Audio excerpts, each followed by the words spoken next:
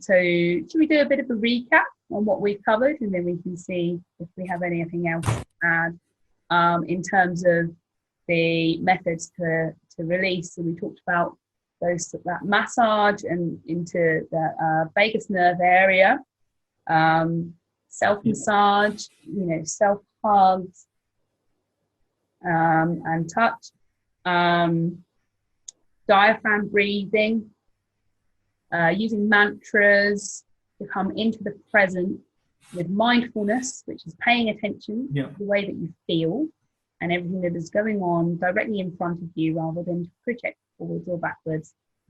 What you need to do, like coming into that space with the diaphragm breathing and standing up, not sitting down, like when Tim was describing everything that opens up with between your sacrum, that vital part of your nervous system when we're stood, which is more natural for us anyway to be stood and moving.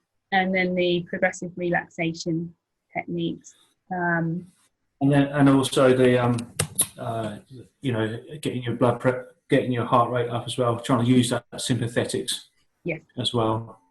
Yes, to have a bit of a burn off from the sympathetics, and then we can relax back into the parasympathetic. Yeah, very important to keep that in mind. Any other methods you want to talk about at the moment, Tim?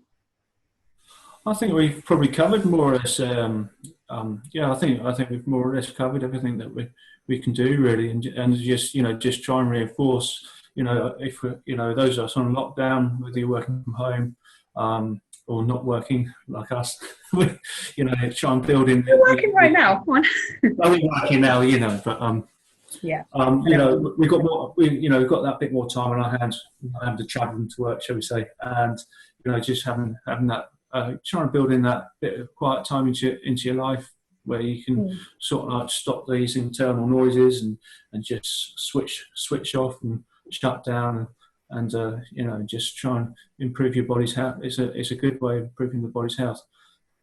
Usually I'm telling people to move around, and this week I'm just lie down, and sit still.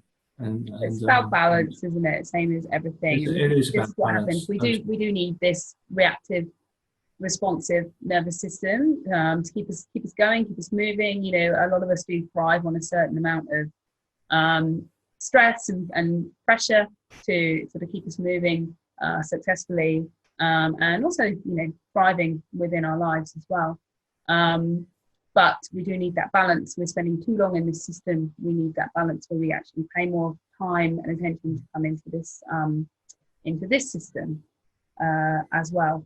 So like in terms of building habits, so just sort of it's a bit of a different topic, but whilst we're in the space where we can actually build some good habits, just to go a little bit more into the sort of the system of habit building, which the basal ganglia in our brain essentially stores information and patterns that come up where we receive a reward. It will then generate a cue, a craving, which then becomes a habit. So what happens is we'll perform a routine, we'll get a reward, and then we will start to develop cravings, or when we get a cue, something comes up as a cue, will trigger us to perform this routine and get this reward. Because, i.e., you swing your legs out of bed in the morning, you get to put your feet on the ground, simple as, or it might be you go for a run first thing in the morning, and you get a good endorphins kick. So these are good and useful habits. Unfortunately, the basal ganglia doesn't know the difference between good and bad habits. So unfortunately, there will be those, if you're feeling stressed, you might reach for, as in my case, normally chocolate, or it might be a glass of wine or something like that, because then you'll get that reward. The stress will be the cue, and then the craving is to feel relaxed and feel pleasure. So what we do is we reach for these very quick fixes, which doesn't actually reduce the stress, but we get the relaxation and the pleasure that we especially if you're eating bad things as well, especially salty things. If you're stressed and you eat salty and fatty things, your body actively uses salt to increase your blood pressure. So and we tend to eat junk, salty, sugary snacks when we're stressed. And so and it gives you that very quick buzz, which satisfies your craving brain. It's actually doing you more harm in the long run. It's like people use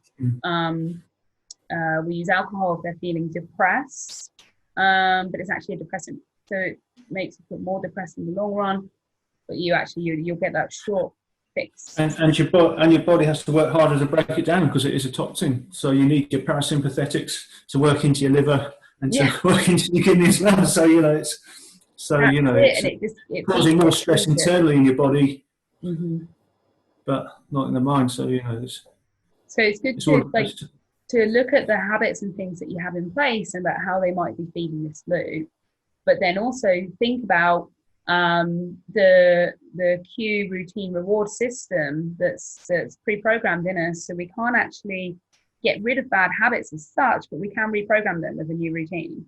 So is you're feeling stressed, rather than reaching for that substance that is possibly going to make you feel worse, or there's other just terrible habits like multitasking. Like it's addictive to be multitasking all the time. I have to have this and this on the go, because as soon as I stop the multitasking, I come into this space where I feel really just sort of stressed and panicked, and I can't deal with the amount of stress and problems coming through there.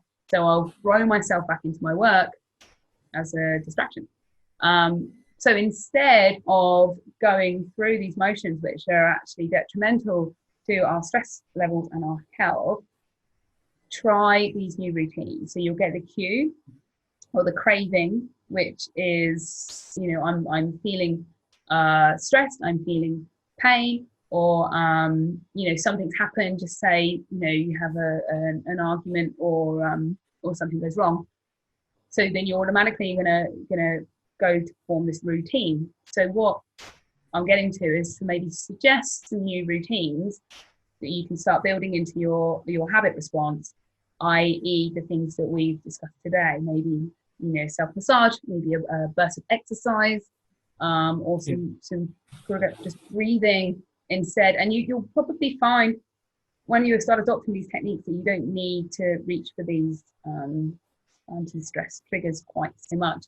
So that gives you a little bit of, in terms of how our systems work in terms of building habits, and hopefully it's just making time for yourself.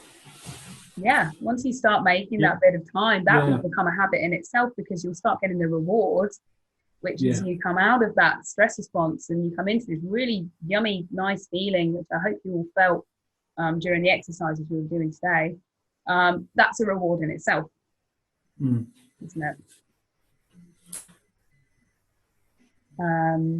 No, I'm definitely going to be using that relaxation technique you showed us, because at least one night of sleep, I'd actually just worried about what I've done in that day or what I've got on the next day, and I'm going to really try and give that a go.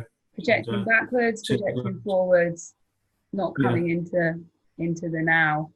And although the now itself is very stressful for all of us at the moment, that, like Tim was saying, we do have that little bit of time for more reflection, which I am fully aware can mean a lot more stress for a lot of people who are very much in that process and in that habit of projecting forwards, backwards, or just worrying about people. There is a lot more stress around at the moment, and more than ever, I think it's a collective experience. But when it comes down to it, if you want to be your best and your healthiest, you have to take care of your parasympathetic nervous system. So it doesn't mean that the problems go away, but what it does mean is you're going to be more equipped to deal with them. You can deal with them better, and your body. So I hope you find that useful.